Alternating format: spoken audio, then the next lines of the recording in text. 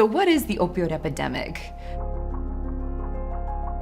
You've probably been familiar with statistics coming out on this showing the gravity of the situation, but opioids remain the #1 cause of death in adults under age 45. How on earth did we get here? You might be surprised to hear this is not our first opioid epidemic. And this is not our second or our third. In fact, America seems to be caught in this endless cycle of opioid-related problems. We can see our history going all the way back to the early to mid-1800s when heroin and other types of opioids started to flood the market without any federal regulation behind them. And their population was primarily driven by those seeking legitimate pain sources. But of course, it fueled into other opioid-related consequences such as addiction and overdose deaths. It was recognized somewhat sparingly in the medical literature back then, but as recognition grew, we started seeing other government entities step in. And it was by around 1914 that the Narcotics-Harrison Act really put the first federal stamp of approval on opioids for legitimate uses and put it strictly in the hands of prescribers. It also put a federal tax on opioids, and this was really the biggest step forward in opioid-related legislation. It had a big impact. Opioid-related deaths and consequences dropped dramatically and stayed somewhat quiescent until about the 1940s when we started using morphine and other opioids for pain management around World War II. Again, we saw a surge in opioid-related deaths. We tried to educate. Doctors did a better job at making sure they were used in the right populations. The numbers declined, but again, we saw a surge in around the 1970s through the Vietnam and Korea War timeframe. Unfortunately, it was around this time that physicians, the public, really realized that opioids from illegitimate sources like heroin and street drugs were largely inappropriate. Despite that knowledge, there seemed to be this change in the mindset of prescribers for using opioids on a more legitimate basis, as they saw through prescribing processes. And it was in the early 1980s that we saw this mindset take full force in America, driving what we currently have as the opioid epidemic now. Prescribers began using medical literature to support the decision to use opioids for a longer period of time than they typically would. There was a famous article through the New England Journal of Medicine that was written in 1980. It was only 100 words long. It was written by a provider who in the 1980s had reviewed populations that were hospitalized. And he believed that out of 11,000 hospitalized patients, only 4 patients had developed opioid use disorder or addiction. That article went viral, as we would say today. It was picked up by drug companies, by government agencies, by all sorts of groups to really promote the concept of use of opioids as perhaps even first-line therapy for pain management.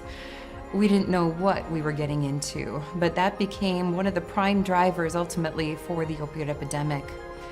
At the same time, through the 1980s through the 1990s, we saw a variety of other mechanisms really start to pick up the heat on prescribing practices. We saw drug companies promoting their limited toxicities based on fairly poorly published understandings of what chronic opioid use did to the body. There was virtually no data out there that really supported chronic opioid therapy, but a lot of things went into this. The concept of pseudo-addiction, where people should be given higher and higher levels of opioids because all of the aberrant behaviors associated with use of opioids, such as obtaining them from multiple providers, injecting them or using them in manners that they were not prescribed, using too high of doses, overall just misuse, was perhaps in their mind a representation of undertreated pain as opposed to its true nature, which was addiction. Simultaneously, we saw national campaigns on treating pain as a 5th vital sign, and this had detrimental effects across the United States from a hospital's perspective. Hospitals were required to assess pain by every patient, independent of whether or not that patient was soliciting the symptom of pain. And so patients who may not have had pain were automatically offering up numbers on a pain scale that didn't necessarily represent what they were truly experiencing. In order to preserve the funding that was associated with high patient satisfaction scores, hospital systems would offer patients these opioids, and ultimately that proved to drive part of the epidemic. So as the 2000s grew into the early 2010 era, providers started realizing the errors of their ways. The gravity of the situation was hitting home. Opioid overdose deaths were becoming an everyday scenario, and overprescribing was hitting its peak. By 2012, America had lost control. The data showed that by 2015, 1 out of every 3 adult Americans had received a prescription for opioids that year. Providers started to realize the importance of scaling back, and in 2012, we started seeing our first decline as a nation in opioid-related prescriptions. Naturally, it was assumed that deaths would follow, but that's not what we observed. In fact, we saw the exact opposite. Between 2010 and 2013, heroin-related deaths started to surge. And by 2013, the synthetic opioid class, those either produced in a clandestine lab or those that were not naturally coming from poppy seed plants, were skyrocketing. By 2013, synthetic opioids had taken over the landscape. These synthetic opioids, oftentimes recognized as fentanyl or one of its analogs, was causing outrageous numbers of overdose-related deaths. So how did we get here? What happened? If we were deprescribing, the data showed that perhaps our solutions were actually our problems. By scaling back opioid prescribing, what America had done is take those with uncontrolled opioid use disorder, also known as addiction, and drive them to the streets. The market was prepared for them. The streets were flooded with opioids that were produced illegally, and patients, unaware of what toxicities they held, were now overdosing. Overdose deaths have continued to climb in America. In 2020, there was a 30% increase in overdose-related deaths that year. In 2021, it skyrocketed again another 15%. So where are we now? With death rates still going up every year, we recognize we still face a dramatic uphill battle in front of us. The opioid crisis has surged, and COVID didn't do us any favors. So what are the costs from the opioid epidemic? Well, the financial toll is one to be reckoned with. Between 2015 and 2018, opioid-related problems cost America $2.5 trillion. Just to put this in perspective, our annual budget as a nation was only $3.5 trillion in 2018.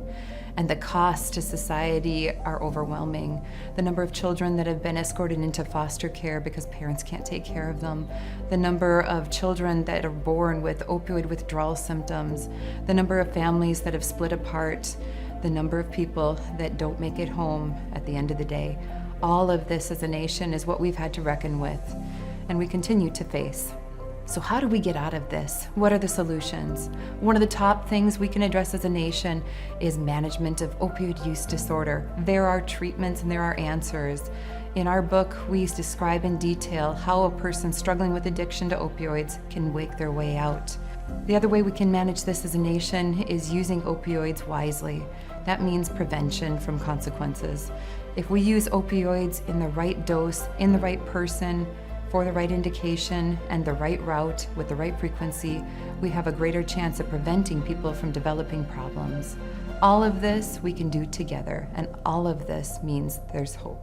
Our solutions need to be as big as our problems, and the solutions are out there, but those solutions require you. Let's do this together. What if we are the generation that ends this opioid epidemic for good?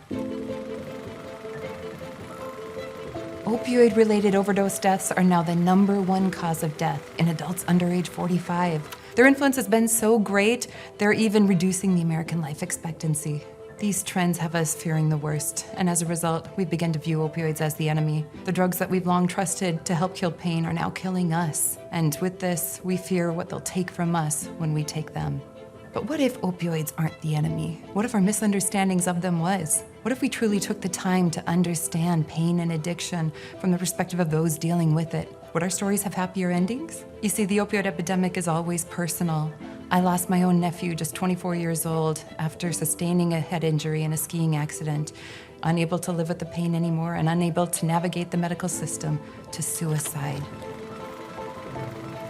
You see, the opioid epidemic is a story about all of us. It's about the people we love, the people we've lost, and the people we fear losing. Medical providers can't prescribe us out of the opioid crisis. Government agencies can't regulate us out of it. Drug treatment programs can't counsel us out of it. It is time that we start to fight the myths about opioids instead of the drugs themselves. What would the world look like if we were equipped with the information on how to use opioids wisely, store them safely, avoid their risks, and reverse their problems? It's time we turn our attention away from the battle against opioids and instead put our focus on the people who may truly benefit from their use, or those who are facing their consequences.